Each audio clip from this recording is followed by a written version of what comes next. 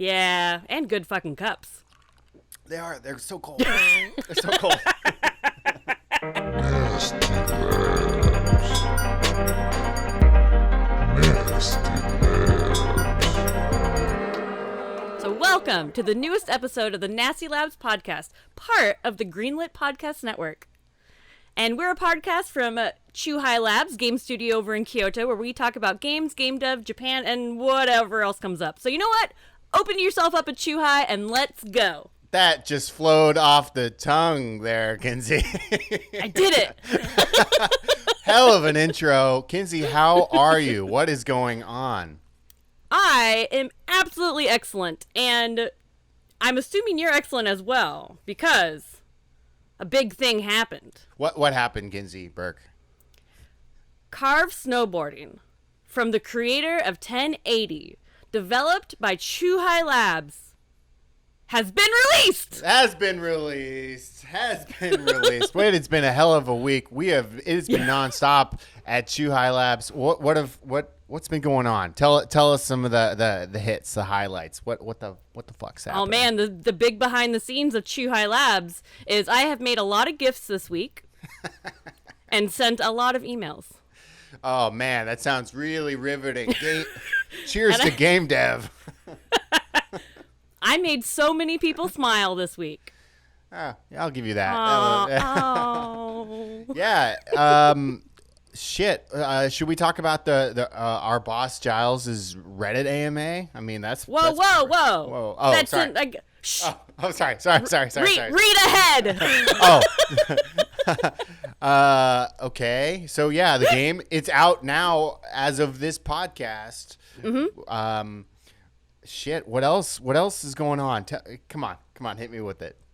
We got a lot going on in this episode. So, I mean, obviously we can talk about what we're playing because we do every time, but main topic is really exciting. We have interview segments with both Michael Swaim and Mark Holcomb, which are voice actors in Carve Snowboarding, and all around wonderful human beings.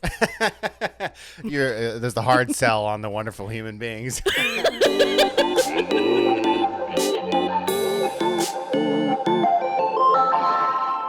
What up? And I got nothing in here for you, so I'm assuming are you playing something? Oh shit. Okay. Yeah. Yes, this isn't interesting though. Lately we've been really busy with the launch of Carve Snowboarding out on Oculus Quest now.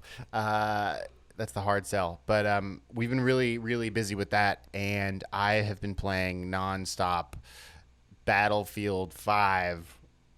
I know that's so broy, but like there's nothing better than sitting down with a couple of buddies on PlayStation or PSN and just shooting shit, talking shit, and not worrying about winning or anything like that, just having fun for an hour. And it's been a great way to decompress. And yeah, first-person shooters are just non-stop violence, but it's also just a great way to hang out, and that's what I've been playing. It's not a review. I don't care.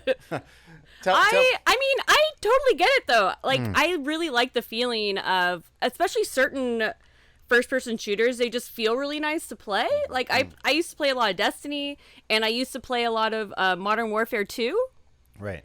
So there's something about those games that once you find the one that just feels good and your friends play it, then it's kind of like when you play those games that you're kind of just like a little bit mindless. And it's a really good like wind down.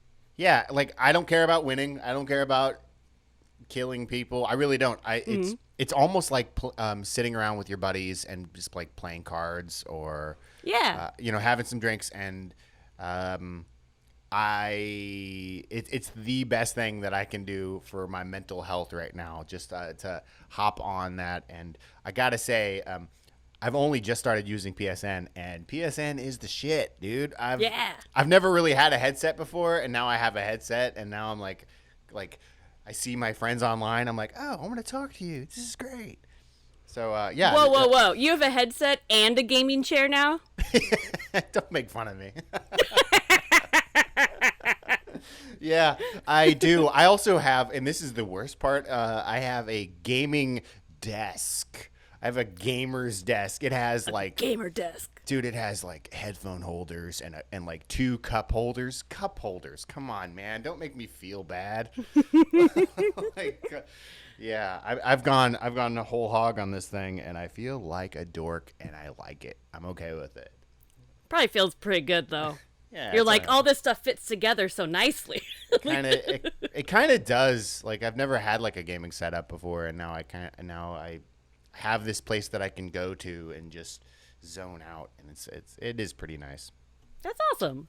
So hit me with your games. I see them. Tell me what they are. Okay, so I have 2 that I've been playing. Well, one I didn't play very much, and let me tell you why. Okay. I don't like being negative about games. Okay. But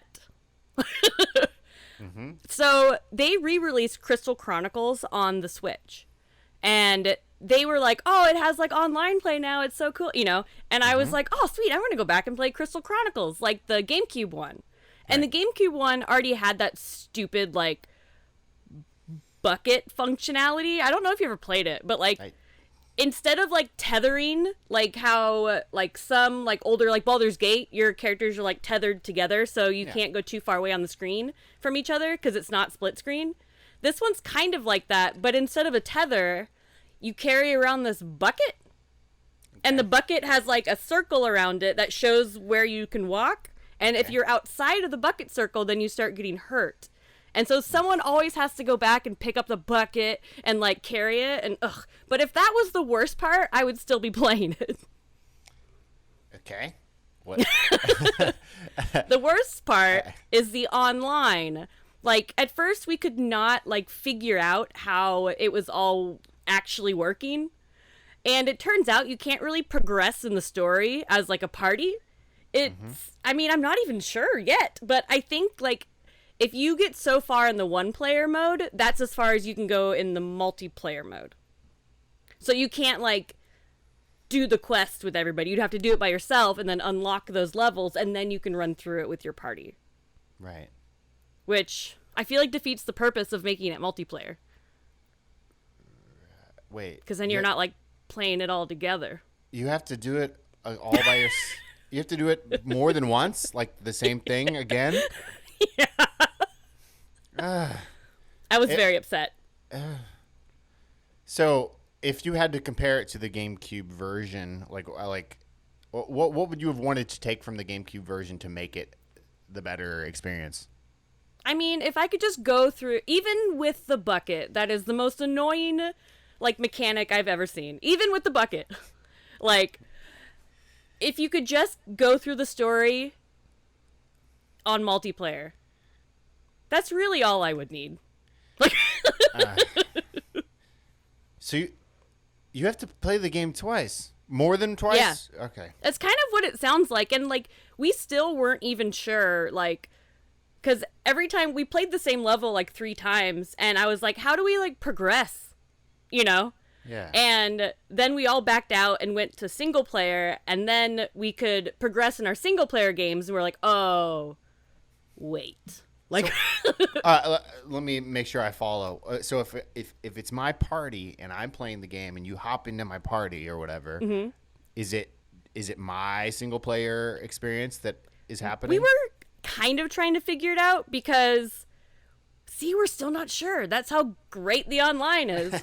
But like, it's either only one person gets progression, or nobody does, and you have to do it all separately and come back together. Oh. But yeah, it was a whole thing. But an online experience that still a little janky, but worked out perfectly. Okay.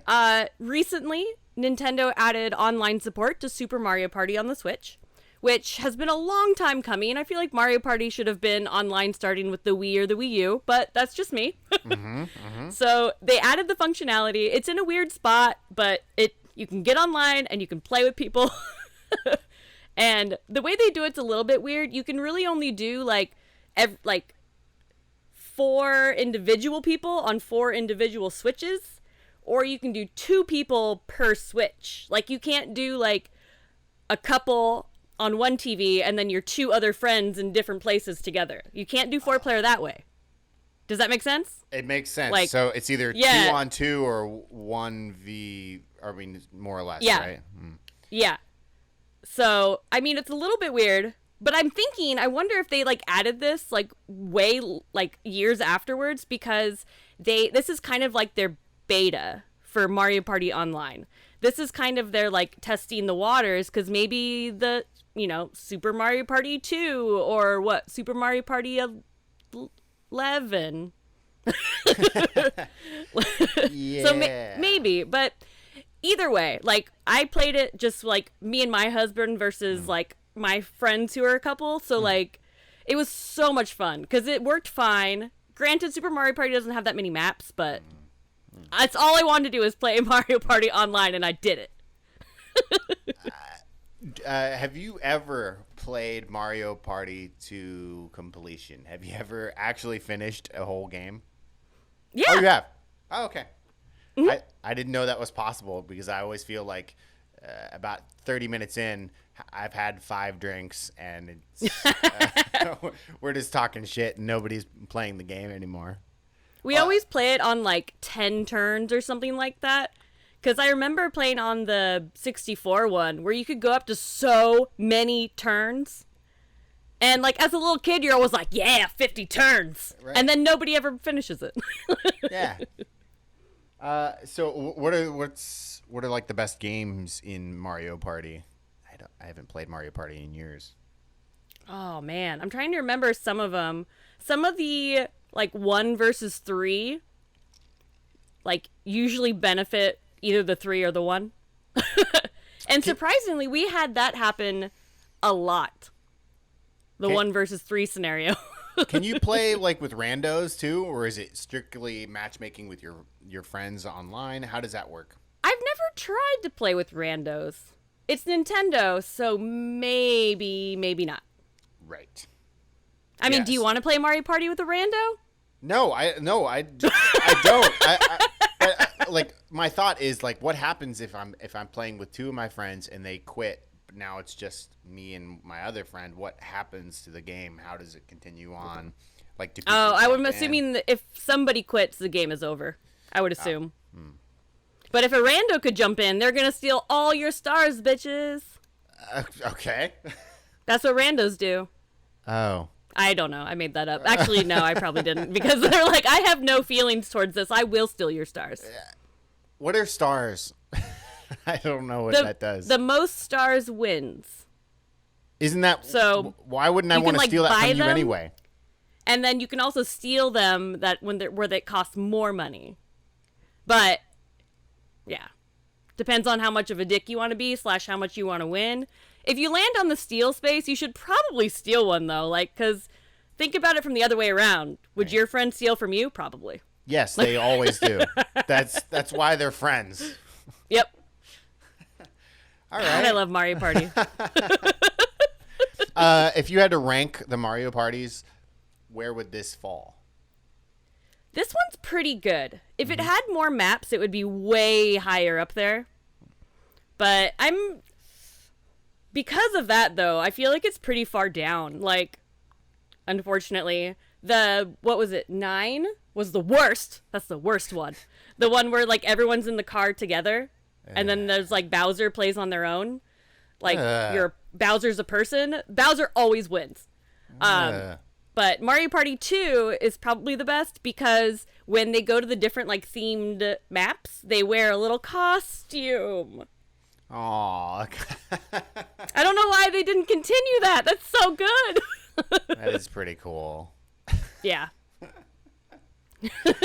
Well, you've been playing Mario Party.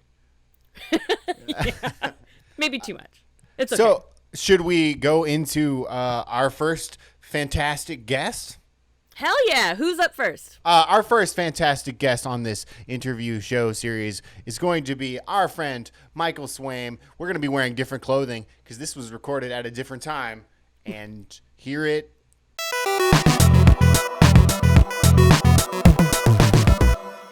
Ladies and gentlemen, our first guest of the show today, with us today, Michael Swaim of IGN. Thank you so much for joining us today, Michael. Hello, Mark. With you almost to a fault. I think you heard me trying to trample your very first line, but thanks. Yeah. I'm happy to be here. Yeah, Michael, run us through why you're on this call here today. Just batter us with all those details. Happy to be up here on the mountain with you, Mark. Ready to carve that fresh powder and have an epic run back down to wherever you go to get the hot chocolate with the marshmallows. I'm here because you'll have to say why. I've actually always wondered this, why you reached out initially. Because Mark, you reached out to ask me if I might have any interest in doing something that, little did you know, like I think a lot of kids of my generation, I always have dreamed of doing, which is be in a video game. And I am the voice of Carve Edgerton, who is, your voice, your flurry of fun up on the mountainside, I think, something like that we landed on. But yeah, you let me have a ton of fun, and I'm just so appreciative. You basically I didn't realize it was this easy, or at least from the voice actor's perspective. Making video games, very, very simple, which is good to know. Real easy. They give you a prompt, they tell you what the game's about. They say, you're a funny guy, write something around that. You do. They say, this is great, you're a genius. Read it in a funny voice. You do. Profit. Yeah. And man, I can't wait to play a video game, and especially on my Oculus, and hear me in that head surrounding sphere of sound. It's going to be phenomenal. So for listeners, for viewers, we reached out to you because we've been making this game, Carve Snowboarding, for quite some time, and we had a little radio in the cabin, and it was kind of underutilized. And turns out I'm a huge fan of Michael Swaim and After Hours, and I just thought, you know what, I'm just gonna send an email into the ether and see what happens. Well, I mean, it also it kind of coincided with the fact that you had joined IGN, so I'm like, oh, he's pivoting into video games, so why don't I just try this and see what happens. I don't remember the first email, but I just thought, you know what, maybe you would want to be a radio announcer, and just kind of pitched it to you to see what could come of it. I didn't pitch. I don't think we pitched any of the characters. I think you kind of developed those from the ground floor. But yeah, although there was one you mentioned. Did you ever get someone to do the? You were going to have a TV in the lodge as well, with maybe advertisements coming out? We okay. Well, that didn't make it into the game, unfortunately. Okay, sorry. Yeah, we scoped that. We overscoped a little bit, and we brought it back down. And just because we found that your character, which is Carve Edgerton, was more interesting than having videos and having all these things. It was kind of when you're in the cabin picking your snowboard. Before you snowboard, there's this just annoying guy. He's not annoying, but he's just in the background giving these updates that seem like they're valuable, but they are not valuable whatsoever. And that's been my entire career. Yeah, seeming more valuable than I am. So, all right, I'm just gonna go right to it. When you started developing this character, I saw something like Better Off Dead, Ski School, and a lot of those cheesy 80s movies. What were some of the biggest inspirations for this Carve Edgerton? Honestly, it immediately directly ties to a comment that Billy West made, who, of course, is many of the voices on Futurama, and also, half of the stuff on TV, he must be so rich at this point. He's like the Cheerios honeybee. He's one of the M&Ms, on and on and on. He's everybody. He's freaking everyone. And I have a deep admiration for voice acting as a particular, very niche skill that I just freaking love. The ability to put all your emotion through an animated character when you're standing in a void is really cool to me. And I love doing silly voices. And he basically was talking about how he came up with Zap Brannigan and went step by step through how he does a radio announcer voice. and I completely ripped it off. So it's if you apply the Billy West Zap Brannigan technique to my voice, it sounds like Carve Edgerton. Or, the Zap version would be like, we'll have a light lunch, ravioli, Sunday bar. And Carve is just a little more bro-y, a little more ready to... There's also some Duff Man, I think, in there from The Simpsons, for sure. Yeah. Carve Edgerton says a lot of things. But what about the... What viewers and listeners don't know yet is there's a running story throughout it with this. Can you tell us a little bit about where you got the idea of the mayor's son and those kinds of elements? Well, I think all told, when you put it together, it's like 13 minutes of material, which is like a nice tight stand-up set. So I don't want to spoil all the little funny moments, but which is great because I've forgotten most of them by this point. You guys take a long time to make your game, but you definitely mentioned a lot of the touchstones. Like Ski School is the one that very much comes to mind. But also, I found this weird thing because I've worked in comedy long enough, which is like 14 years at this point. My main focus has been comedy. Even at IGN, they hired me to try and infuse some comedy into that site. So if you go to IGN and you see something funny instead of video game news and you get pissed off, I'm the guy you're mad at. But it's an uphill battle, but we'll get there. IGN can be funny, and video games are certainly funny. And something that I've found is that everything you need to know is sort of filtered through comedy. So to be honest, I would say Carve Edgerton is like 2 steps removed. He's not even directly inspired by Better Off Dead or Ski School. He's inspired by all of the shows and movies, like Hot Tub Time Machine has this type of guy. Comedies have already done the work for me of distilling this sort of thing into a mold. And I like to think I put my twist on it. But yeah, I think players will definitely be familiar with the type of guy we're dealing with and the story he's talking about, which involves some plucky teens, maybe a snowboarding dog, because no one says a golden retriever can't snowboard. Where is that in the rule book? Show me that, smart guy. Trying to save the mountain from being taken over by an evil land developer, which I think is a time-honored trope in part because it's absolutely true. It happens in life all the time. Like, that is a comedy trope that is based on reality, which is rich people will come take your land and develop it into a shopping mall. Sure they will. I mean... that gives me a whole new respect for Carve Edgerton in a way. I'm like, wait, like, all the comedy and then, like Ski School and all those, like, terrible good 80s movies, and then Zap Brannigan all rolled into Duffman, and I'm like, yes! Yeah. And actually, besides Carve Edgerton, there was actually another character that was originally going to be in the game who ended up sadly being cut, who was a right-wing radio host. What can you tell us about him? Yeah, what happened with Anger Bangkok? Which I think the greatest loss is that Anger Bangkok is a very funny name to me. I think it's even better than Carve Edgerton. Anger Bangkok.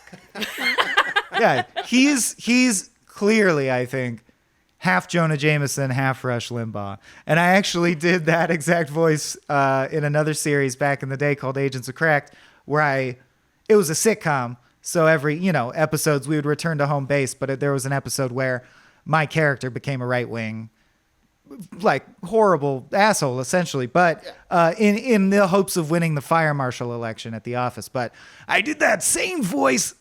It's like, I don't know if we can still do the Rush Limbaugh voice, but that would be a sad arrow to lose from my quiver because it's a good voice. It's a good, funny voice. What happened with that? Did it just... diffuse the scope of the story too much, or was it too spicy, too controversial? I think it was a little too spicy. There's a couple of lines in here. There's a couple of lines that, taken out of context, like they would be seen as confusing to say the least. So when our publishing producer heard it out of context, because when you jump into the cabin and you press play, it randomly selects the time where it'll queue up on the radio. So you don't necessarily know what's happening at that moment. And someone queued up the radio and heard something that they didn't like very much. Enough cocaine up his ass to kill a gorilla or something came up. Yeah. Yeah. It was something of that nature. And and they're like, what the fuck is this? Who is this? Sadly, that had to get cut. We are gonna try to figure out a way to utilize this in some way because it's amazing. So I think it's a wise move, especially in the video game space. I mean, I don't got to tell you guys, but getting too political in a snowboarding game is provocative and arguably needless. You're just trying to have a chill snowboarding experience. I can see why you wouldn't want it to get too extremely political, but hey, you invited me on the podcast, so I'm letting my cards show. No. Like I did fight for it, but then at the same time, I was like, wait a minute, I do just want to sell some damn games. Yeah, and it seems like a chill vibes kind of game, not like a listen to the goddamn gravel in my voice, you're letting America die kind of game. Yeah, we're gonna figure out a way to release the tapes at some point. Oh, that'll be great. Yeah. The Lost Anger Bangkok tapes. Yeah. I still can't even think about going through life with a name like Anger. I mean, what other job would you end up getting besides that one? And yet, think about the fact that Rush was really his name. Like, I was just playing off the feeling of having your first name be Rush. That's crazy. It's honestly, if you divorce it from the guy that Rush Limbaugh was, Limbaugh's whatever. But Rush is a badass name. Yeah. He should be like on stage with Sting and the rest of the Police, you know? I mean, it makes me want to like name my child like a verb, like action or like just something right away. Rush. Action.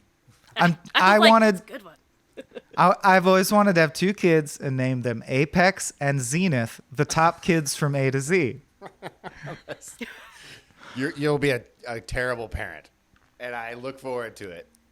Yeah, that's really all as far as I've thought it through. And we're pregnant. We're gonna have kids. So thanks. Thank you for your congratulations. That's as far as I've thought the names. Well, we are trying. Yeah. Oh, congratulations in advance. Those names have been already stricken from the list by my much more sane partner. Don't worry. But I agree. Is Rush still on there though? And Anger? Ooh. Well, if I was going to do a feeling, I don't think that I'd necessarily go to Anger immediately. There's plenty of that in this world. But then Joy is the name of my grandma, who was a crazy abusive racist. So I have weird associations with that too. Emotion names are out. Yeah. By the end of this half hour, though, we got to figure out my kid's name. Help me with that. Well, we've narrowed it down. It's a verb. It's gotta be. Okay. So you mentioned Ren and Stimpy. You mentioned no, you didn't. Zap Brannigan. You meant like that Billy West kind of thing. Who else do you pull from? Oh yeah, but for sure, people, just to put more respect on his name, he is both Ren and Stimpy, which I think you're alluding to. Hell yeah. For Carve, it also, well, because I'm so into vocal performance and nerdy stuff like poetry, and I hesitate to always say this because people misunderstand, but rap, I'm a rapper, I rap, and non-ironically, like not in an appropriative Beastie Boys-ish way, in a way where it's even worse and nerdier than that, in a way where I got into it through a love of Shakespeare and poetry and meter, and then came to like, oh, the modern mode of vocal performance that is poetic is rap. People don't want to go to poetry readings by and large. Right. So I started doing rap at open mics, and it went over really well, and I really enjoy it. But I enjoy it from that angle, like the mouthfeel of the way a sentence goes is very interesting to me for some unfathomable reason. So I think I start with the writing. I knew that I was going to play off the mayor's going to come and bulldoze the mountain trope. And I wish I had the script in front of me, but I guess people will just have to go and play the game. But like, I think there's a lot of good mouthfeel in there. And that's sort of how I start developing a voice, is always like, Carve. His name isn't even that good for getting me into it, but I can't even it's been so long I don't remember, but there were like phrases, trigger phrases. I'm sure when you got my vast uncut stretch of just me doing the bits, because it's like 13 minutes of material, but I think I sent you like a 25-minute file, and it's like a guy playing an acoustic guitar at a party where I'm like, wait, hold, I can do it, I'm good, hold on. Carve Edgerton. There we go. Okay, let's go. I got it. And in there, I forget what they were, but I found some trigger phrase that would just always get me right there. It might have been like flurry of fun. We're back. Flurry We're back. Of frozen facts. Is that what it was? Yeah. That is it. Carve Edgerton with your flurry of frozen fun and facts up on the mountain. I think up on the mountain is the one that locks it in. Yeah. And then I can say anything in that voice. So that's Carve. He's a nuanced, complex character for the ages. So everybody at Chuhai Labs obviously loves your performance, and we have a lot of games coming up in the future, and we would love for you to be a part of those games. But I would be so down. Can you pitch us some characters? Like, what are some characters that are you've had on your mind? Like, just some nonsense that you can't do in your stand-up, you can't do in any other place. Well, there's a character that I haven't done for many years. It was one of the first characters I used to do on stage, and then we did an old sketch around it. And it's a funny story. It's a very emo story. The other person playing across from me in that sketch is my ex-wife, and we had like a messy breakup, and now it's too painful to watch that sketch. So I'm cut off from that character. I never even, I just don't enjoy watching the sketch where I really enshrined it. But he's an aggressive pimp from the 1920s, and he talks like, I don't know if that would fit into a game you're already working on. It does. Maybe a Sims type thing where you build out, money making proposition, but it's like, why she could suck the Dapper Dan off a handlebar mustache. Oh, raspberries, the coppers are here. We better ski-daddle. He's just trying to get things done, and he happens to be a dandy from the 1920s. Yeah, that's a pretty good character. Yeah, and I feel like that voice could fit in so many scenarios too. Like right when you started talking, I was like, "Oh yeah, 1920s pimp," and I was also like, "Wait, I think that voice could sell me snake oil." Like, that's true. I also did a short-lived podcast where I used that same voice and character, but did news jokes, and it went over fine. People like that voice. R.I.P. Johnny Papes. I like that character. I especially like that he's an aggressive pimp, but he's got that nice voice. That's a part of it. I was going to gently push back against Kinsey and say, no, he has to be a pimp, but I think that comes off the wrong way. No, he's gotta be. Yeah. It's anything incongruous. I think I would update that because life is a journey, and I've learned, and I respect and support sex workers. So I'd probably I think that would still be funny if he was like cleaning your pool, or if he was about to like rob your house at gunpoint. That would still be a funny. To me, it's all about the language and the parlance and getting the 1920s stuff in there. But man, I have so many funny voices that all escape me when you put me on the spot that I would love to pitch in any number of video games. And I do think they're different enough that you could get away with using me a few times and people wouldn't really know. Just saying. Well, I can't wait to hear more of them. I'm sure you have them all written down, because you have how many thousands of episodes of written down in the past of all your shows and all your pilots and all your movies? We calculated this once. There's 1.5 movies and something like 1,600 to 1,800 videos, like sketches and or episodes of web series. I've had the tremendous privilege of the only thing I've ever done for a living, and I work very hard, is make internet comedy videos. And I've been doing it for a long time. So, man, they rack up. It's shocking after a point. Yeah. But I wouldn't do anything else. I really love it. Actually, that's not true. I would hop to solely doing voices in Chuhai Labs video games. All right. You're hired. Great. Done deal. Speaking of that, we're gonna close down this interview, and I want to know what's on the next docket for Michael Swaim. What's in the future? What do you have planned? Whoa, so much stuff. I always have a lot of irons in the fire. So I have a new short story collection coming out that I just decided the title for after a lot of vetting. It will be called Sad and Important. So you look for that. Sad and Important, short stories and poems by Michael Swaim. You could get that on your Kindle shortly. And I am in the midst of my first novel, not short stories, connected fiction. That's a lot of fun. At the same time, we're working on self-producing our second indie feature, which will be about the time I was 17 and my dad came out as gay, and we were all like, that's so cool, we're really happy for you. And then in the same conversation, he was like, also, I'm a furry, and he explained what a furry is, and we were like, that's weirder. and it was sort of a coming-of-age, growing pains story. And we're working on that. So a movie, a book, some short stories, and Shudder. A rap EP. Wow. So next rap EP is coming out as well. Oh, nice. That actually leads into the question I wanted to ask now, because I was like, wait, poems and short stories, how many of those poems can I rap? I try to structure my poems that I'm going to put in a collection such that they wouldn't be raps, because I feel like that would be cheating, right? Because then I would put all my rap lyrics in my poetry books and I would rap all my poems. So I try to keep them separate. Challenge accepted. I'm going to rap one of those poems. Oh, please.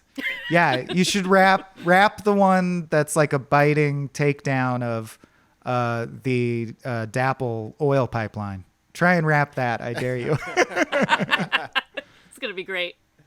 Well, Michael, this has been so much fun. Thank you so much for being on our show. Where can people find you on social media and all that other stuff? Oh, yeah. Thank you all. My pleasure. It has been so fruitful getting to know you guys. This has been just wonderful for me.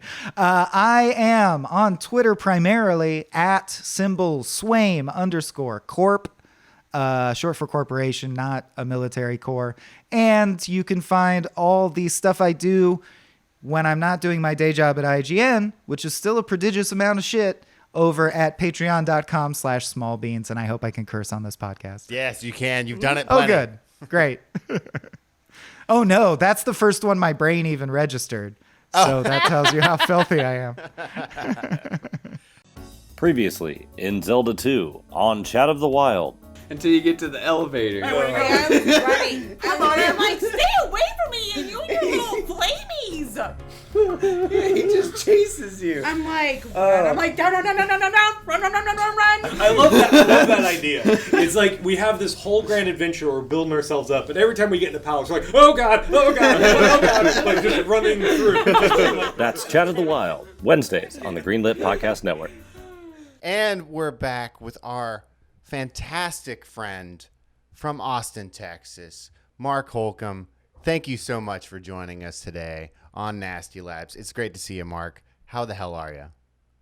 Thank you for having me. I'm doing well here at home and in Austin, Texas, 8:43 at night, and very grateful you guys had me on tonight or this morning for you. So a little bit about this lovely, amazing gentleman. He's being coy right now. Mark Holcomb, tell us about your history of Periphery, of being a famous guitar player, and why maybe we're here today talking with you. Oh, I mean, I wouldn't say I'm famous, like maybe like X or Y list somewhere, several levels below Scott Baio's cousins. But no, I mean, I've been at this, at the professional music thing for a long time. I mean, for those who don't know, Mark and I went to high school together. Oh shit!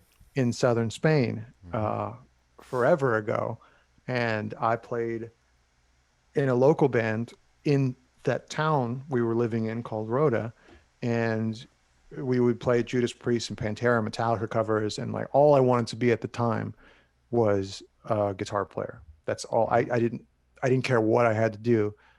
That was all I thought I could be, first of all, because I didn't have any other skills.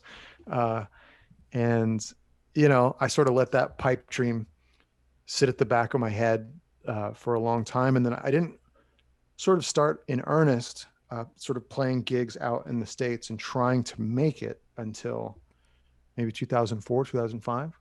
And I joined the Periphery ranks in 2010 or 2011, something like that. So yeah, it's about a decade I've been doing the thing with Periphery. You know, we're from Washington, DC, and we sort of all met there as friends, developed a friendship. And, you know, before I joined the band, I kind of noticed what they were doing.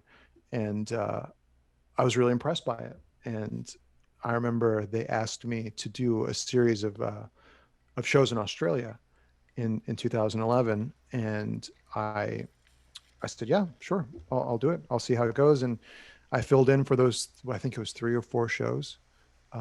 And they asked me to join several weeks later. The shows went well. And I think the chemistry and the vibe was all there. And I joined, and yeah, my life's been very different since. And yeah, it's been a long ride, you know, one that's pretty amazing. I got to pinch myself sometimes, but also a lot of blood, sweat, and tears, you know, I'm sure you guys know, to get anywhere in this life, you got to pour everything you got into it. Hell yeah. Like, so I moved to Spain, and you had just graduated high school at the time, and I met you, and I saw you had one of the pointy guitars. The cool. The pointy like this, and I had like one of the soft like indie rock, like, oh yeah, cool, like I'm the hipster douchebag. And when I saw like this pointy guitar, I'm like, oh man, this guy means it. This guy's gonna like actually go places. This is some bullshit. This guy means it. Because that's what having pointy guitar screams, right? It means I mean business. Like, yeah, like, all right, we get it. You like guitar, jeez, man. And like, I actually became really good buddies with your brother Jeff, and we played a couple of concerts, or very, very poor concerts. He was the drummer for us, and he was definitely the shining musician amongst us. And he actually played with you guys for a little bit as well, right? Yeah, Jeff played. Well, first of all, Jeff played in that local band in Spain called Leprosy, which I'm still proud of that we were able to name our band Leprosy and get shows on a military base. And then yeah, Jeff played bass in Periphery. He sort of filled in on various tours from like 2011 to 2013, 2014. So yeah, he's a part of the history too. And he's our lighting director now. So, and he does all of our videography. So yeah, he's in the family. Hell yeah. Yeah. I mean, he's ultra talented. I've seen all of the documentaries. Yeah. Shout out to Jeff. He is the shit, dude. Yeah. He's the best. He's one of those guys who likes, he's sneaky good at about a million things. And you don't really know until you start to pick his brain. You're like, oh shit. All right. This is like a beautiful mind kind of life. He's like, he doesn't wear it on his sleeve, which I love and really respect. Hell yeah. So the reason we're here today is because a few months ago, 6 months ago, I don't even know, I reached out to you because you had just announced that you were part of voice acting on the game Disco Elysium. And I'm like, wait a minute. Friend from high school, famous guitar player, voice acting in Disco Elysium. I've got to reach out to you. And because we had this one slot in our game, Carve Snowboarding, where there's this point in the game where you're in the log cabin, where you're like picking your snowboards and doing all your other stuff, but there's a bathroom in the corner, and when you walk over to the bathroom, nothing happens. You can't go in it. It's just a locked door, and it always felt like, well, why don't we put something there? And that's when I reached out to you to be the guy locked in the bathroom, the stoner. That was kind of the vision. And because I did remember from high school that you had this one little voice you could do, which you can do plenty of them, but can you give us some examples of what's in the game? First of all, why do you know I did that voice in high school, man? Like that's like 21 years ago, man. How the fuck? That's like 800 chimichangas ago, man. Like, how am I supposed to remember that? I didn't know that I did that voice back in high school, by the way. I don't even remember that. But again, that was. No, it's you and some buddies, and one of them would smoke a lot of weed. I'm not going to name him, and he would do the voice poorly, and then you would just come in and do the voice properly. Yeah, that's kind of where it all stemmed from. That voice that, the stoner, like, if AMPM's still open, man, like that just lazy, just did a bong rip kind of voice. That comes from living in Southern California. That's like every Southern California stoner who I went to high school with before Rhoda. And I mean, it's that level of like caveman stoner intellect is just all over the place there. So yeah, it's not that hard to pick up on when you're in Southern California. And when you asked me to do that voice, you're like, we're looking for somebody who can like be a stoner locked in a bathroom. I was like, yep. Already got it. I'm your man. You stoner locked in a bathroom? Yeah. Get the right guy. Yeah, like so we wrote a bunch of scripts or a bunch of lines for you, and we sent them over, and we thought, all right, he's just gonna record these and send them back. Well, you went ahead and just like kind of rewrote all of them and improved them drastically, and you sent back one in particular that every single person from our publisher and our team all absolutely loves, and that's I can't do your voice, but it's like proximity mines and no odd job. like you do like this fantastic, like I can still see someone saying that while playing GoldenEye, like, this is the stage we're gonna play, man.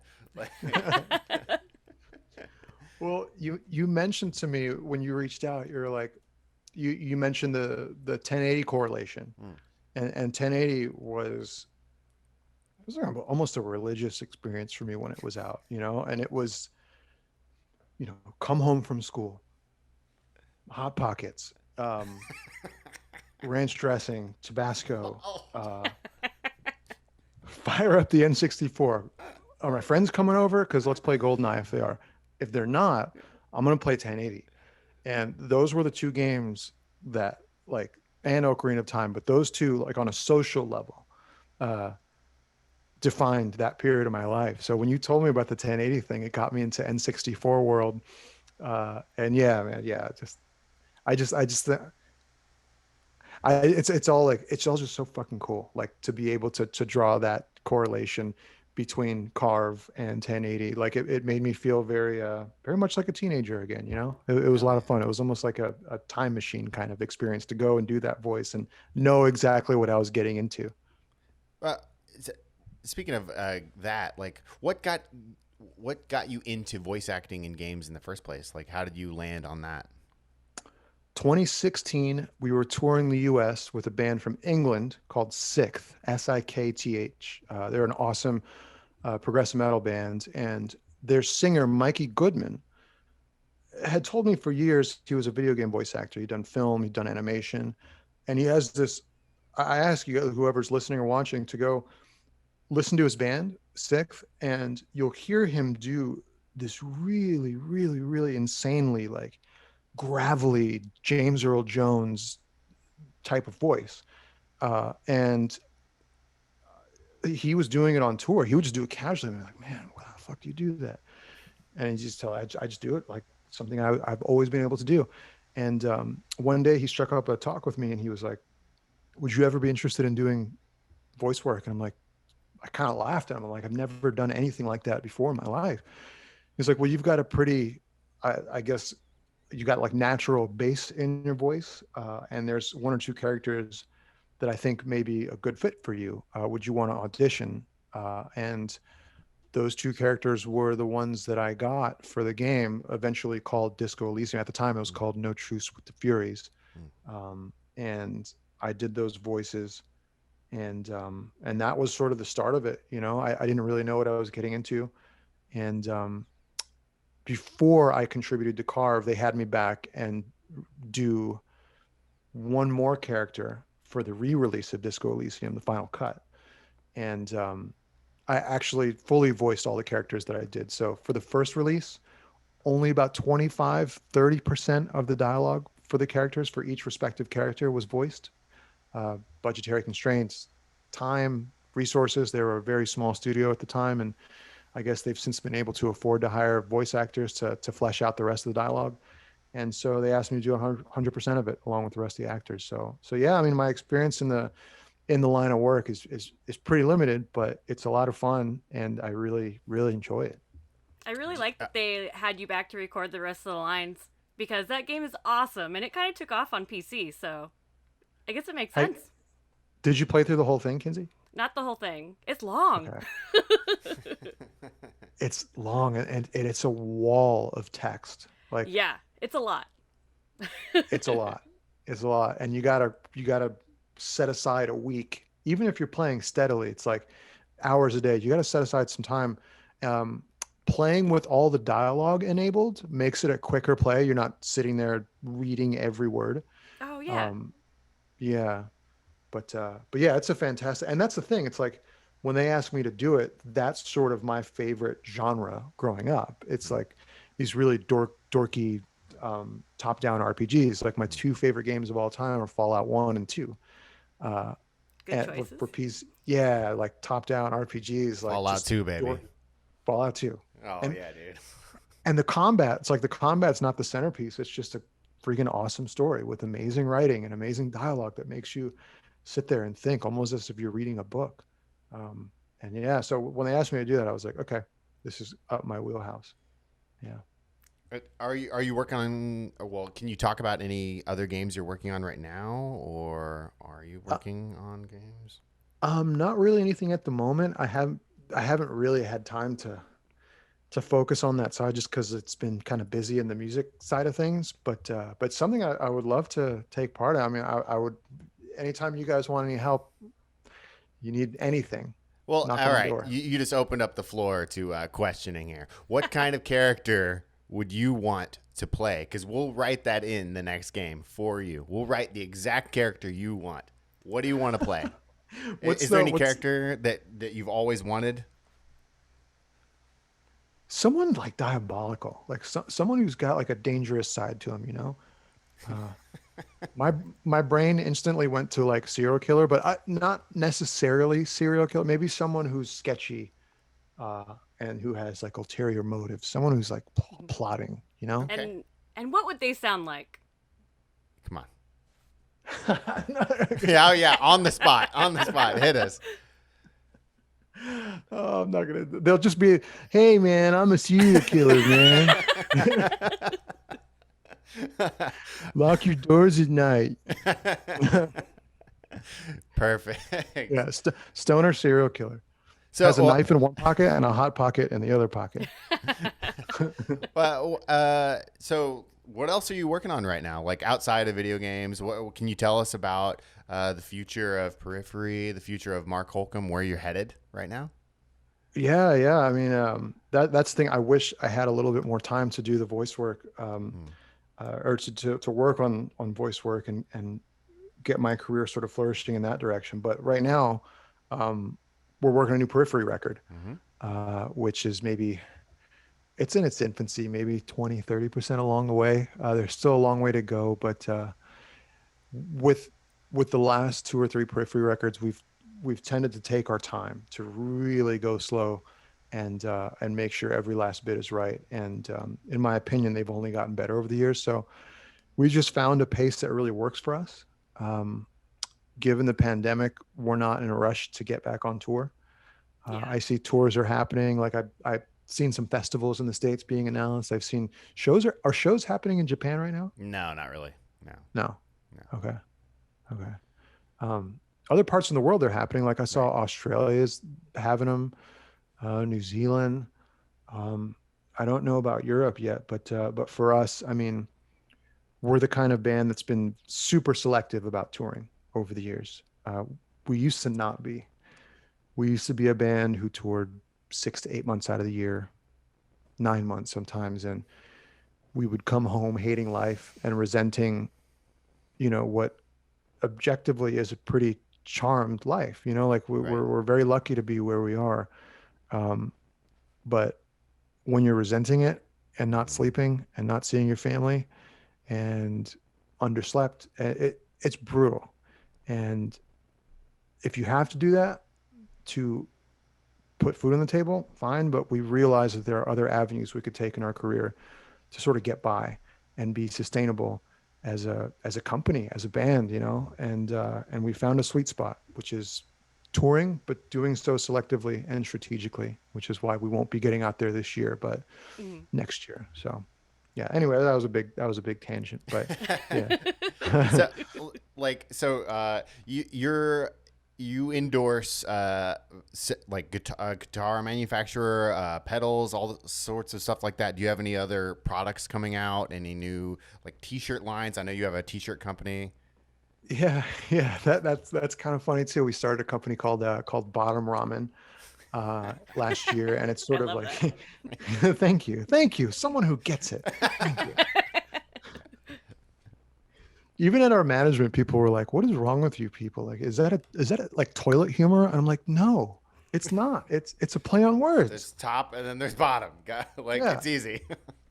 Yeah.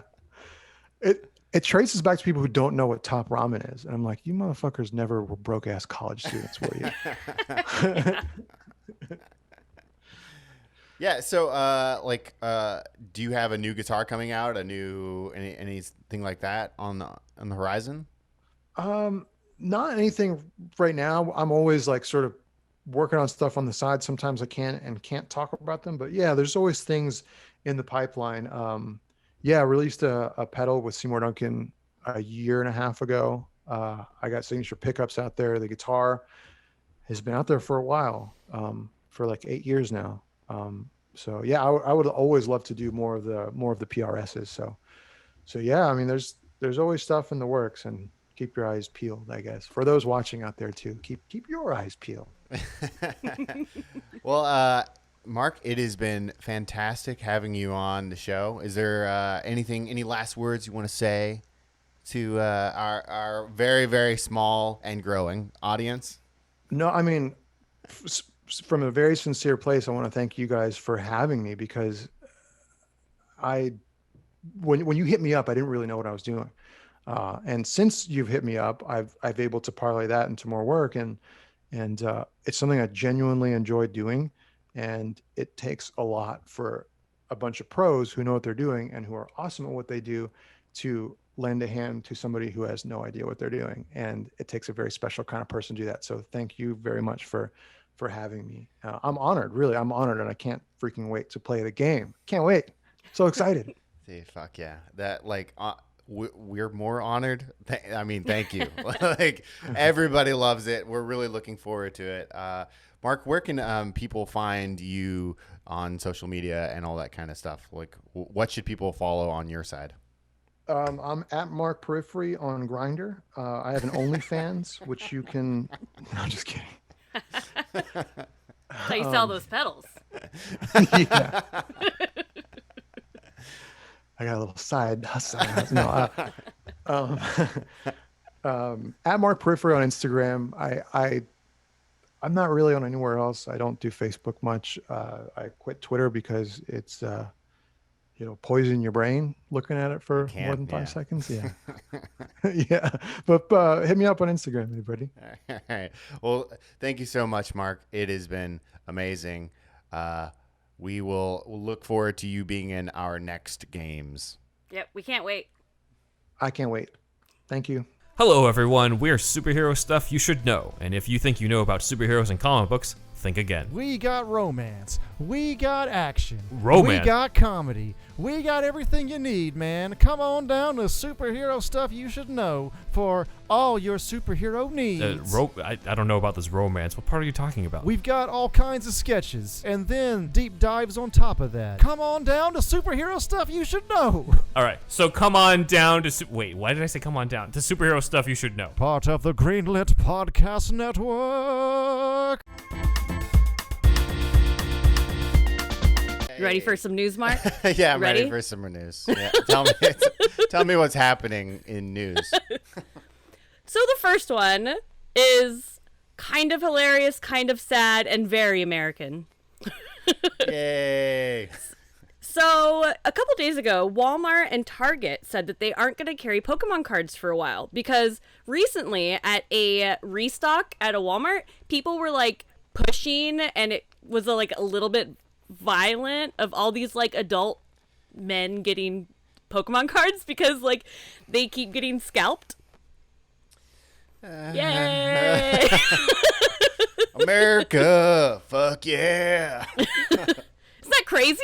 God, what? Okay. Yes, that is crazy, and I don't understand. And people are silly. And what is this? Is this happening at more than one store? Like, what the hell's going on?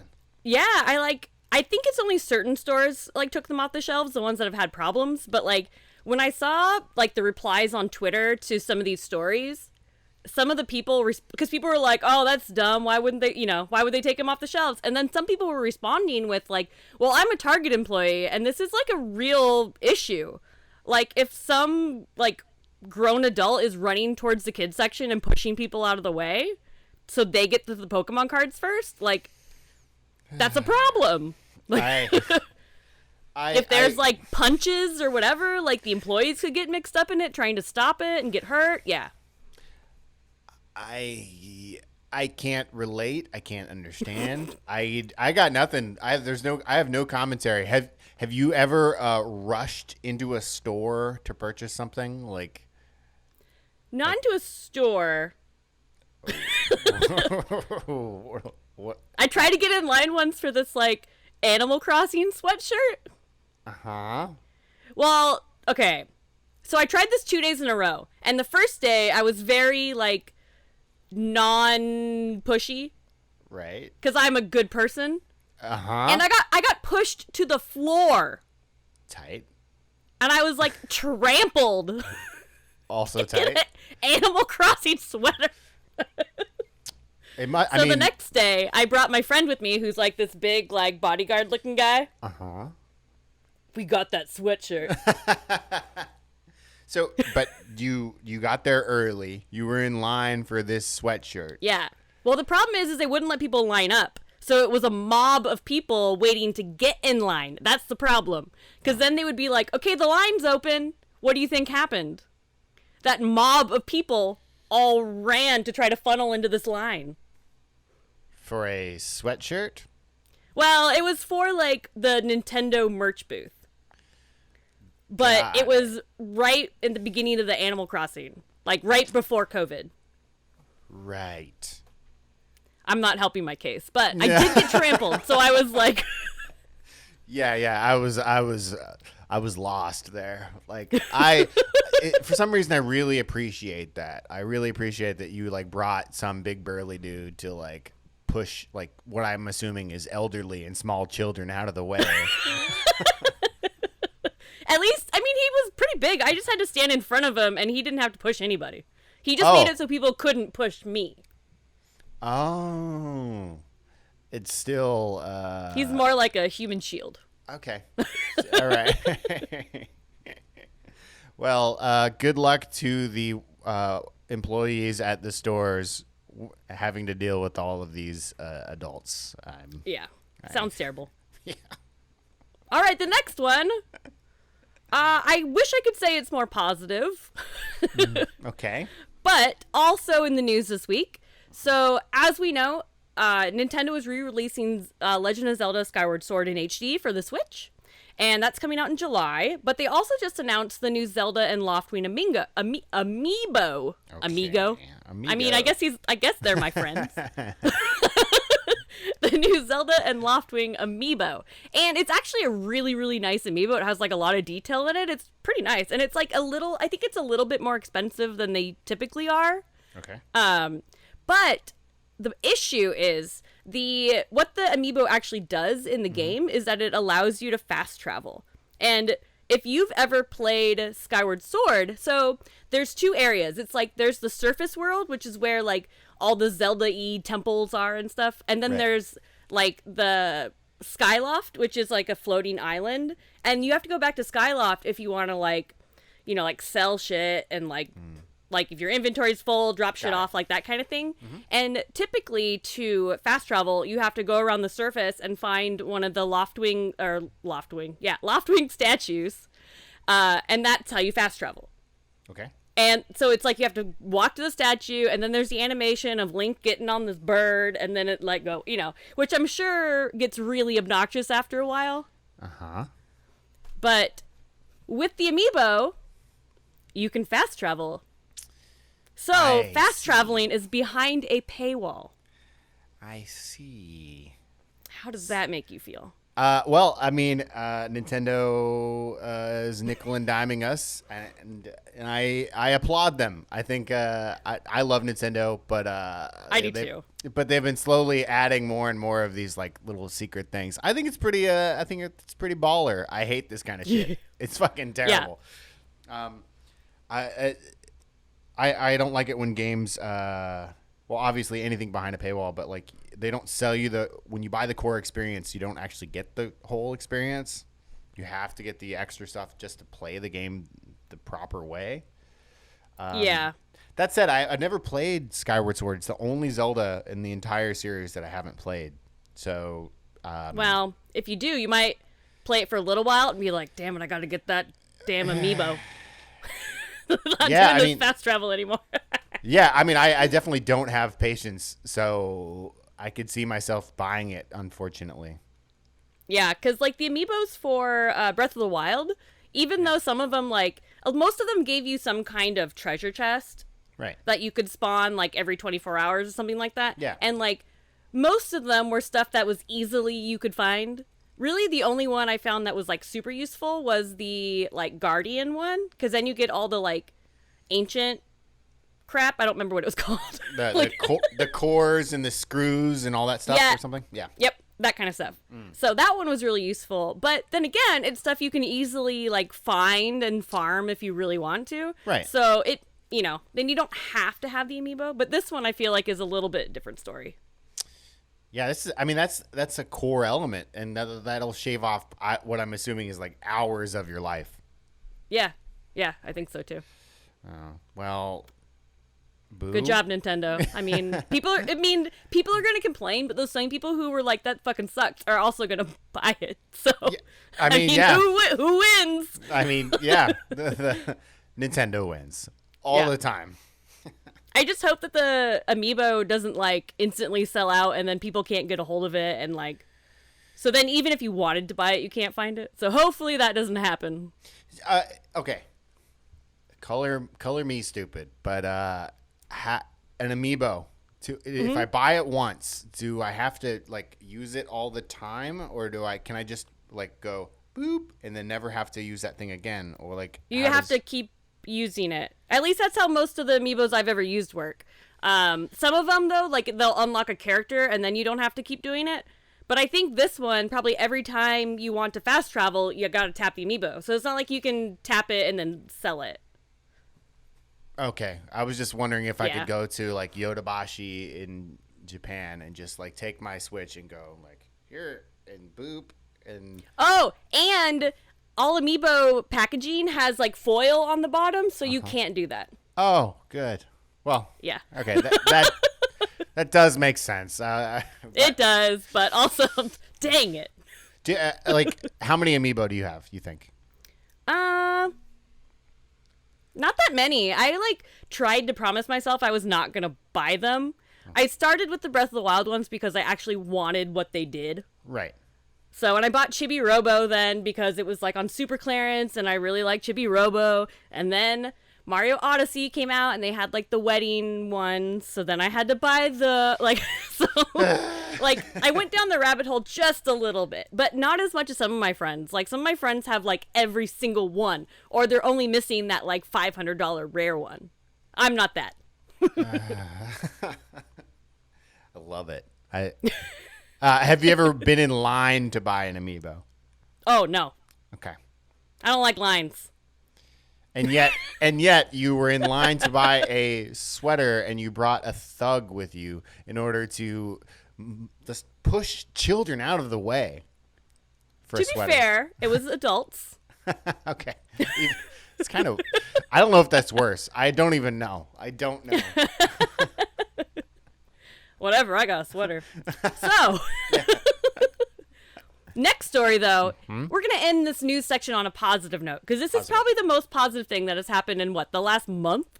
Yes. Yes, definitely. If not more. So, obviously, the biggest news in the gaming world right now is that Nintendo alum, creator of 1080 Snowboarding, and our current CEO, Giles Goddard, did an AMA on our Nintendo, which happened to be one of the most popular AMAs on our Nintendo ever. And it was amazing. It was the most positive AMA I've ever read. There was so much awesome insight into his life at Nintendo, and it was just wholesome as fuck, and I loved it. It was wholesome as fuck. It was crazy how many amazing articles got written up because of it. Yeah. Like he gave so much insight that I think a lot of people don't know about Nintendo and don't know about like how it was like to actually be there. And he came at it from both overwhelmingly positive, but also very earnest. Yeah. It's not all perfect. It is a mega corporation after all. I mean, yeah. But yeah, we were. What happened with the AMA? Can you got any stories of the AMA? The inside scoop. The inside scoop, okay, I'll start it off. So right before the AMA started, it was gonna start at 7 a.m. In Japan time, and so we got up early. We got all going, and you and I were watching the AMA unfold for 5 hours. Yeah, I didn't realize it had been that long. It was so fun to read all the answers and go back through and see how happy all the people were. That was basically my whole weekend. Yeah, it was I've participated in a few AMAs in the past, but this one it was crazy to see how it was just blowing up and getting bigger and bigger and bigger. I know we had hoped to get somewhere around 1,000 or 2,000 upvotes, but it landed on near 8,000. And yeah, oh man, it's such a heartwarming experience. And I'm hoping that people can see how interesting and strange our boss really is. He's strange. I like him. And so wonderful. He really is, actually. Almost to a fault. His earnestness gets him into a lot of trouble. And I mean, that was definitely all over the AMA too, where he was kind of letting out some trade secrets from Nintendo, some of his prototypes he was working on, and I love it. And now there's so many articles about it, and I'm sure there's someone somewhere going why would you talk about that? Oh, absolutely. And it just makes me so happy. Oh yeah, he definitely sent me a message, and he was like, "Should I be worried about this?" And I'm like, "Well, yeah, a little bit, but fuck it. You did it. It's gone." I mean, how long is statute of limitations? That's probably not the right word on NDAs and stuff. Those don't last. Do they last forever? I don't know. There's gotta be they really. If people can't be accused of murder 7 years later, can you really get in trouble for telling a secret that you signed an NDA for 20 years later? Wait, there's a statute of limitations on murder? I think so. Okay. Well, there is on a lot of crimes. Okay, that one seems weird. I'm gonna just throw that out. I mean, I made that up. Okay. Well, hopefully there is one on AMAs. I thought there was no laws on Reddit. It's like Vegas. It is. Yeah. What stays in Reddit? I don't know. Well, if you didn't know that there was a Reddit AMA last weekend with Giles Goddard, you definitely have to go look it up because the answers are wonderful and you will have so much fun reading it and learning so much cool stuff about Nintendo and basically just his life in Japan because he's been there since he was like 18 or 19. So. And if you're watching on YouTube, the links will be below. We're pretty excited about that shit. Yeah. Yeah.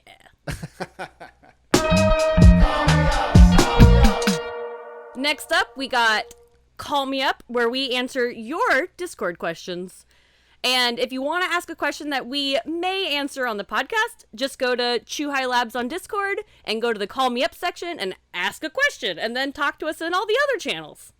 All right. Yeah. That is awesome. The questions so far have all been really, really exciting and really motivating. Keep them coming. This is our AMA, more or less. Mm-hmm. Our bi-monthly AMA. Bi-monthly AMA. Twice a month, not every 2 months. Damn that word. I hate that word. Anyways, first question. What's your favorite things about Japan, and what advice would you give those interested in possibly moving or visiting in the future? Oh, man, that one's so hard. That's like a whole podcast. Yeah, it is. And I'm going to start by saying I think my favorite thing is, this one's going to sound really mundane, but it's the food. Like That's what I was going to say. I'm sorry. So no, it's not mundane. It's real and it's like affordable and delicious. Cheap food doesn't taste like shit. Sorry, go ahead. This is your No. thing. Okay, this is gonna be both of ours then. It's bizarre that you can have one of the best lunches of your life for $10. Almost every restaurant is. They all have like a deal. It's like 1,000 yen deal. It's $10 where you can get one of the best meals of your life at every restaurant. It doesn't make any sense. And you can go to like 2-star Michelin restaurants for lunch and get a meal for like, this is going to sound like a lot, but like $100. And I know that sounds like a lot of money. But if it's Michelin star. That's what I'm talking about. It's a Michelin star. These are places where it's like $700-800 a meal for dinner. You know, you can get a Michelin star meal for $100. You can get the best ramen of your life for 700 yen. You can get it. It doesn't make sense. It's people say that Japan is expensive, and I think that they just don't understand the experience. It's like I don't think it's expensive at all. But I don't think so either, and I hate that. Like, so if anyone else out there felt like this or is feeling like this now, so Japan was always like my dream. Like, since I was like a junior high kid. And like all my life I was told how expensive Japan is. So I waited to go. And I like waited till I was in my 30s. Yeah. And then I got there and I was like, you sons of bitches. Like like food is cheaper than Seattle, hotels are cheaper than Seattle or almost anywhere that's worth going in the US. So like yeah. Yeah, and the quality of everything is pretty superior. I mean, agreed. Like, so definitely food. Well, the kombinis are fantastic. That probably falls under food, but I just God, every day that I was there, the last couple times, like that was my breakfast every morning because we were like always on the go, like because we were tourists, so we were like going to all these different places and traveling on day trips and shit. So like we always started our day there. Yeah, I mean, me too. My first time in Japan, kombinis were like mind-blowing. And still to this day, I've now lived here for 4 years. Kombinis are the best possible place. I go there 2 times a day. Like, you can either get a full meal, you can get a beer, you can get anything you want, and the quality's good, the price is right, like, and they're open 24 hours a day, and they are the best part of Japan, I think, in a nutshell. I really Yeah. actually. And you can do so much stuff there that like they're not just a convenience store. You can like send packages. If you're a tourist, you can forward your luggage between convenience stores. Like you can pay your utility bills at some convenience stores. At you all can of them. Yeah, you can buy tickets to things that can be you can do so much there. Yeah. They're a one-stop shop. I do love them. So we're at maybe we should do this later, but what is your favorite convenie? Okay, so I kind of move around because I need a bigger like sample size. Okay. But this requires some very intense research. Yeah. But so Lawson did drag me in because they did the Dragon Quest like stuff, and it was amazing. And I loved all the Dragon's Quest stuff because I've been to like 2, I think, Dragon Quest Lawsons, and they were fantastic. But I think like food wise, and like I might have to go Family Mart, but yeah. What about you? That's the correct answer. It's Family Mart. Family Mart for absolutely everything. Family Mart branded products are the best. Family Mart. It used to have Muji. They don't anymore, unfortunately. But they have their own like T-shirts and all sorts of other shit. They have Family Chicky. They have the best instant coffee. Yeah. Oh, that's important. No, it really is. And actually, Japan instant coffee, it's not the right word, but it's like a machine. And it's like instant coffee, but Japan has amazing coffee at convenience stores. It doesn't even make sense that you can get a good coffee, not good. You can get a very decent coffee for 100 yen. A very, very decent coffee. I guess there is a second part to this question. Oh, shit. What advice would you give those interested in visiting or moving? I think my first one for visiting, my first advice is to do it. And like, don't be like Kinsey and be like, oh, it's going to be too expensive or like, I don't speak Japanese or whatever. Like, just get there at least the first time. And it's okay if you don't know where you're going or what you're doing. That's part of traveling. It'll be so much fun. Correct. And I do think for moving there, I think a big thing is wanting to make coming from someone who doesn't live there, but is going to be moving there. Yeah. I do feel like in almost any country, though, that your first language is not the country's first language if you don't necessarily speak it. Great. Is to make sure that's where you want to be. Because I have always heard that if you move there and you don't speak great Japanese or whatever language of the country you're moving to, it can be kind of lonely. Yes, it can be. Yeah. Quite lonely. I do live here. That's a big one. I've lived in I've lived in 4 countries outside of the U.S. and I think that advice holds true in all of them. Like you have to know. It's weird. I feel like you have to know yourself if you want to move here. You have to be really confident in yourself, and you have to like be okay with being alone for a while. You have to be okay with having to figure it out by yourself because you know your support system is back home or whatever. Yep. And the main thing is you just have to be bold. You have to you know, like you're gonna fuck up and it's okay. It's not embarrassing. Like when I go to like, this is a stupid side note, but when I go to like the ward office, like the mayor's office or whatever, to do taxes or whatever, I go in and I fumble through it. And I used to get really nervous and really like ashamed I couldn't speak well enough Japanese to get through it. But then I'm like, wait a minute, this is their job. They can help me figure this out. It's all right. Yeah. You know, like, so you just have to be like confident and take it from me. It's pretty easy. I'm bad at doing stuff, and it's pretty easy, you know? Oh, Japan. We love it. Yeah.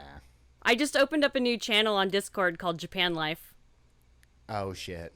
Yeah. Well, I noticed that, like, one of the channels was just, like, all people were talking about was Japan. So I was like, you know what? I think I'm going to do this.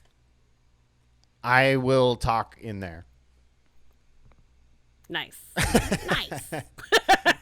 So right. I want to do it. Our next question is, Who haven't you met in the game industry that you'd want to?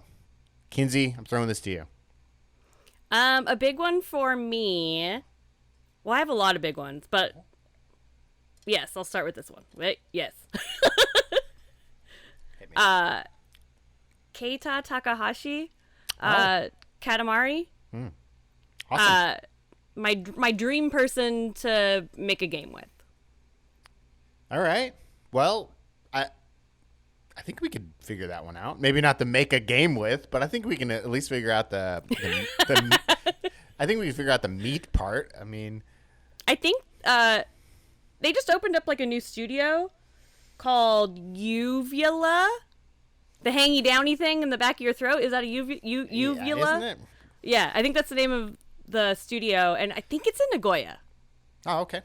Well, I think that's a 30-minute Shinkansen away. So we will go there. And just knock on the door. Is it anybody else you've wanted? Anybody else you've wanted to meet that you haven't yet? I do regret, especially now that, as if you heard our last episode, the gang has broken up. I had many chances to talk to Brad Shoemaker from Giant Bomb, right. and every time I wussed out. Oh. Yep. Yeah. Wah, wah. Wah, wah. Yeah. I mean, it is weird to be. I assume that was like at a trade show, right? Yeah. Like it is weird when you're walking by and you're like, that's that person. It's Brad Shoemaker. I don't want to bother him. I'm not a fanboy. That kind of. Oh, I'm a fanboy. Maybe that's why I can't talk to him. Right.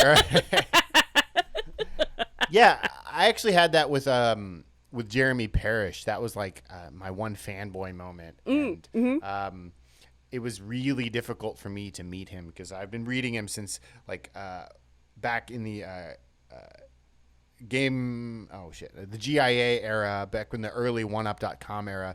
I like always loved his stuff, and he was easily the person that made me the most nervous when I met him. It turns out he's a fantastic guy, and now we're friends. But that first part was so difficult for me, and I like desperately wanted to impress him, without coming off as a smug jerk. But yeah, for me, mine is Will Wright from SimCity. Yeah, I don't know. Good one. I watched a couple of interviews. I'm like, that guy seems pretty nice. Like, I've always liked SimCity, especially the first one. I still think it's one of the most perfect simulation games out there. I like it more than SimCity 2000. I think it's and my favorite thing that Will Wright has ever done was cameo in Link's Awakening. I think that was a really very strange decision by Nintendo to include Will Wright in Link's Awakening. I think that's really cool. I kind of love that, though. Yeah.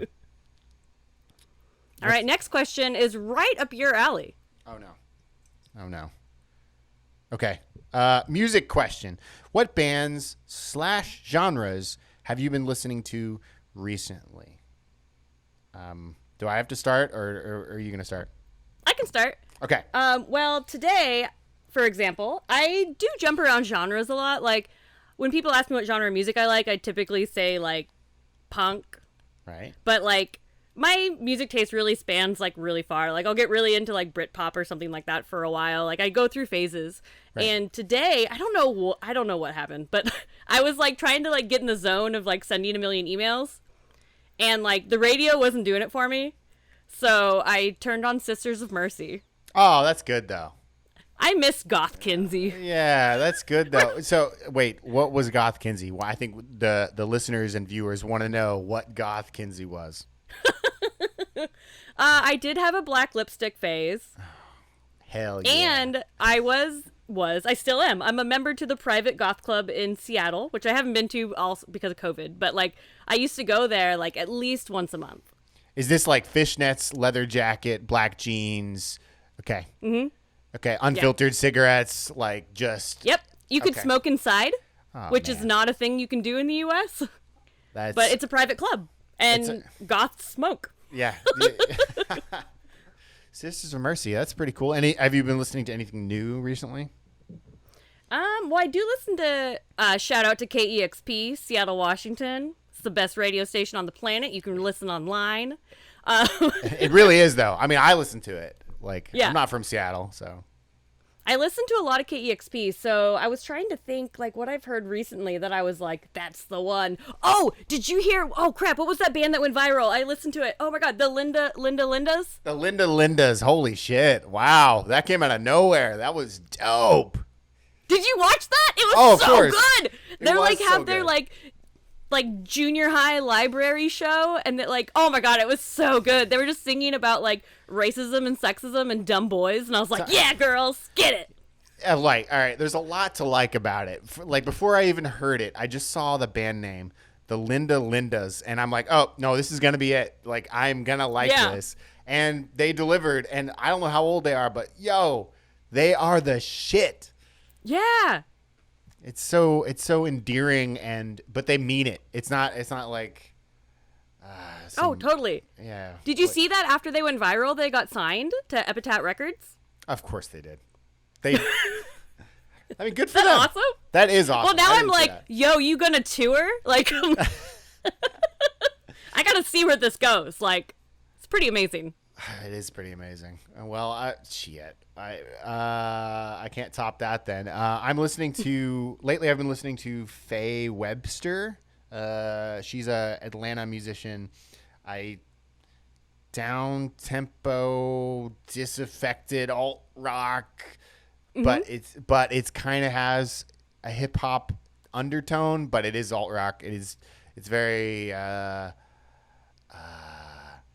I don't give a fuck attitude, but it's charming at the same time. Highly recommend it. Her newest track, Cheers, is just 10 out of 10. 10 out of 10. Sounds wonderful. I'll definitely have to look that up. Yeah, if you or like, drop it in our music Discord channel. I will. I will, and I have, and I will again. It's no, it's okay. I mean, like, we have Good a lot job, of music. Kinsey. Yeah, no, it's definitely reminiscent of that early '90s grunge, not the grunge distortion, but the disaffected youth kind of thing. Okay. Yeah. Like garbagey. Yeah, maybe it's not poppy, but it is poppy. Okay. I don't know. It's hard to describe music with words. All right. Like David Bowie once said, talking about music is like dancing about architecture. Like, you can't do it. You can't do it. It's a good quote. Yeah. And I'm also listening to A$AP Rocky and some hip hop, because that's what I need to listen to. I need to when I need to do work, I need something that hits me really hard, and I can just zone out and not give a fuck kind of thing. That's what I'm on. That's where I'm at. Nice.